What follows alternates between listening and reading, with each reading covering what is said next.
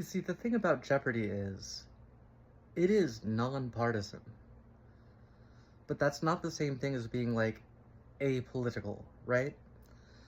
I have at least met basically every Jeopardy super champ, that there's ever been. Gotten to know some of them. Some of them I've just, met in passing.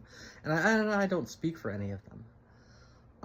But I can say that, while I feel like they tend to lean relatively liberal, I wouldn't be at all surprised to learn that a Jeopardy super champ was on the other side of an argument with me about gun rights or tax policy or abortion or prayer in schools or something like that. That's not what Jeopardy is about. Jeopardy isn't about that kind of political disagreement.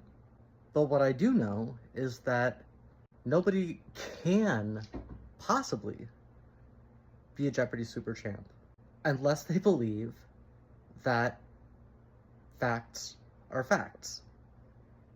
Right? To use an example that's relevant to me, there's only one country in the world whose English translation ends in H, and it's Bangladesh. Wish I would have known that at the time. That's the clue that ended my streak.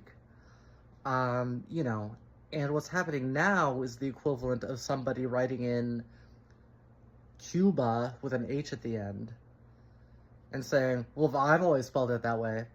So it ends with an H to me, so that means it ends with an H. No. You don't get to decide that. That is the thing that no Jeopardy champion could, you can't become a Jeopardy champion if you feel that way. Because you'll never learn what you need to learn to make that happen. So, that's what we're dealing with here. We're not dealing with a fight between Democrats and Republicans. We're dealing with a fight between reality and lies. And Jeopardy is always going to be on the side of reality. Of course it is. Jeopardy is a show about reality. It's about saying things that all of us can agree are true. Only one country in the world's English name ends in H. Henry James wrote The Turn of the Screw. Whatever else. Whoever it was won, Wings won the first Best Picture Oscar. These things are just facts, and they're true. And within that fact-based realm, there's a wide range of disagreements, and we've had them my whole life, and will continue to have them my whole life. That's all fine. The disagreement that's happening now isn't about that.